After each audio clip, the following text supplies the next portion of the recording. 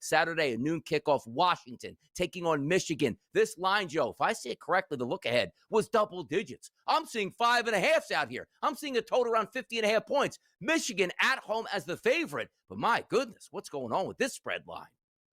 Right, Michigan at the Big House, Donnie, and there has been nothing. This opened up around 6.5, and it has been all Washington money, moving this thing down to right around the 5.5 mark, and it doesn't look like it's slowing down.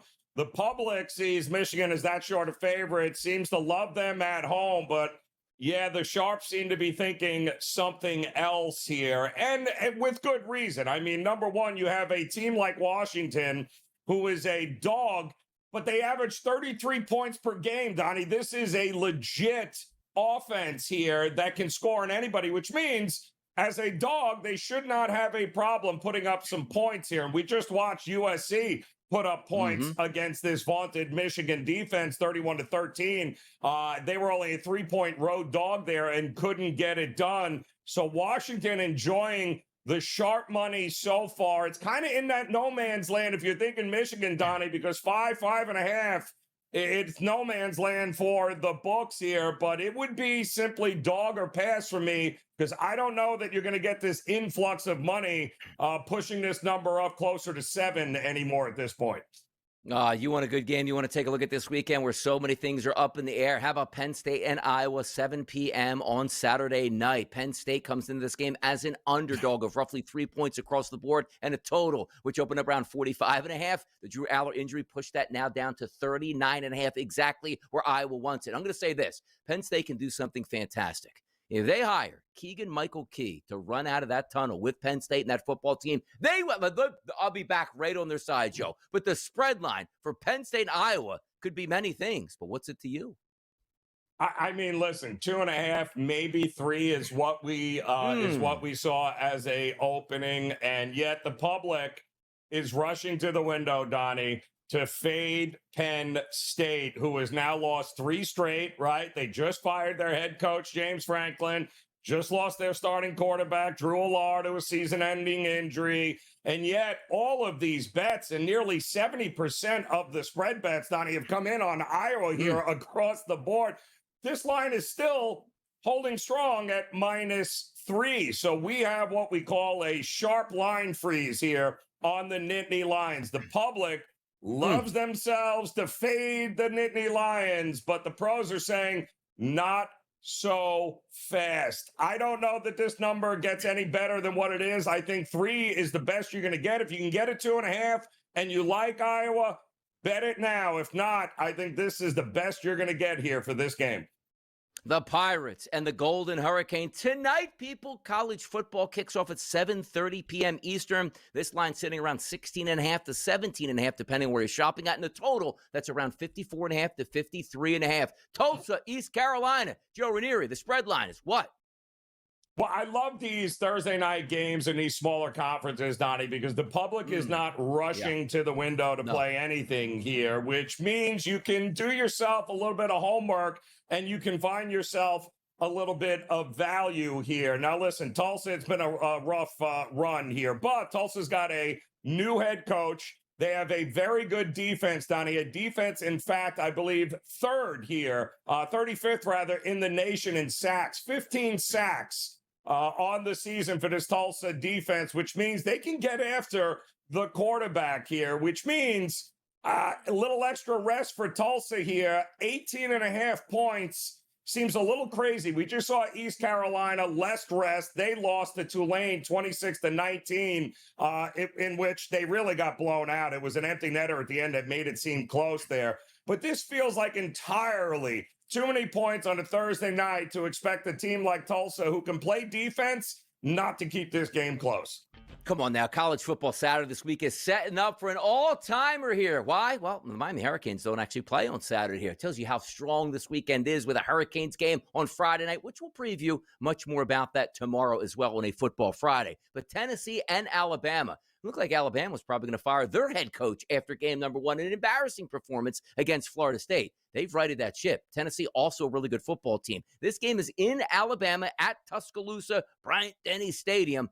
8.5 is a favorite for Alabama, a total, which is up from the low 50s, Joe, to the high 50s now. Expectations are for points in this game. Alabama, number 6. Tennessee, number 11. What do we got?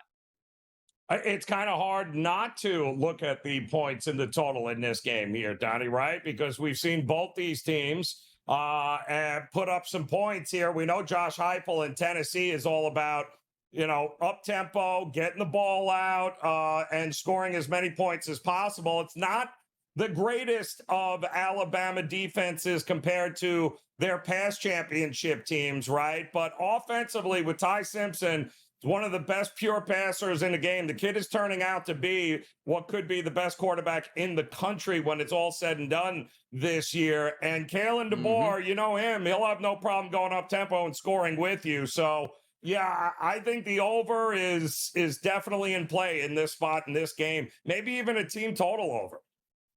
SC coming to the Midwest, to the state of Indiana, to take on the Notre Dame Fighting Irish. Rain is in the forecast for this entire game. Could play a little bit into it. 65.5 is the totals, Joe, down to 61.5. We'll see it gets by game time. The side opened up around that 10.5 price point. It's below just about at every market at 9.5 to 9, depending where you're shopping at. Notre Dame needs another victory here to try to get into the college football playoff, but also at the same time, a huge game for number 20 USC. They pick up a win. They're starting to talk about playoffs, Joe. Well, here's the problem, right, Donnie? And we had talked about this on the spread lines this week. This is a de facto elimination game. Notre Dame can't have 3 losses, Donnie, and expect to make it to the college football playoff, right? Yep. USC, you're already lost to what is not a good look now to Illinois, which isn't great here. And you got to win a game on the road. I don't want to say this is must win, but to me, this is a elimination game for USC as well.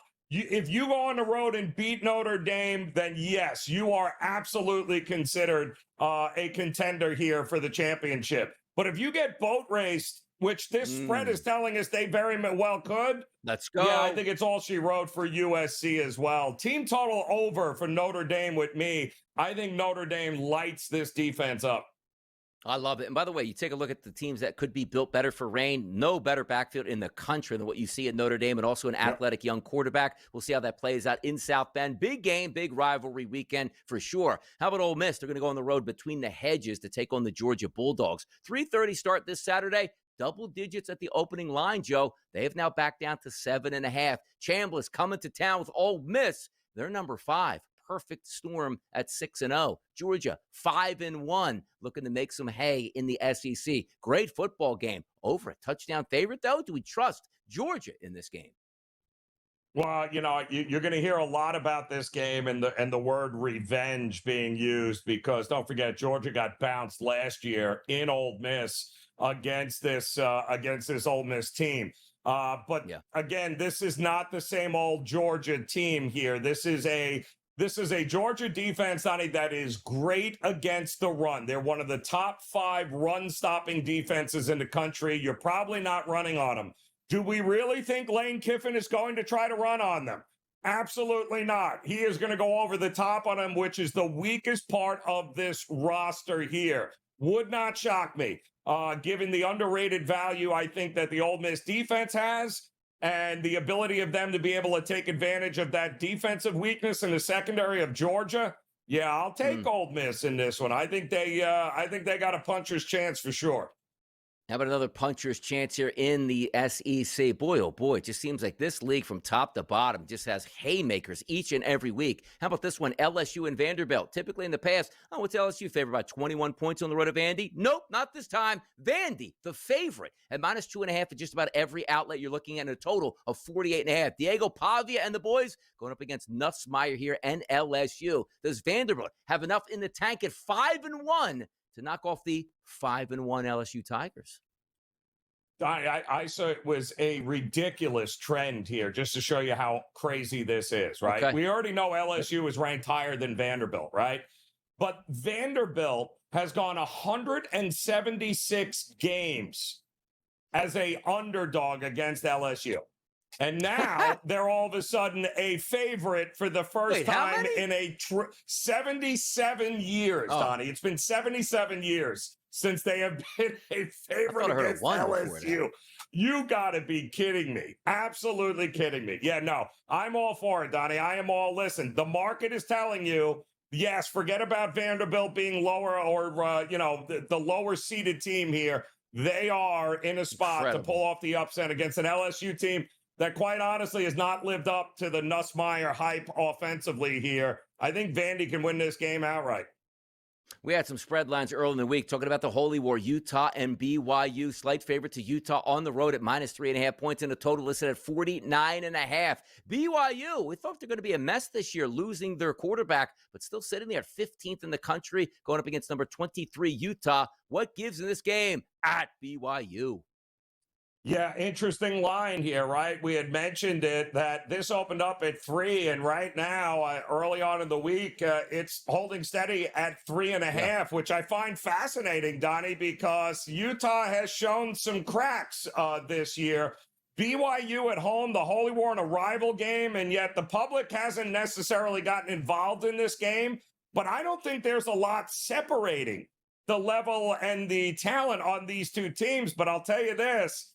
An unbeaten team, 5-0 on the season, as a home dog, I will take that any day of the week, Donnie. I'll take the points with BYU at home.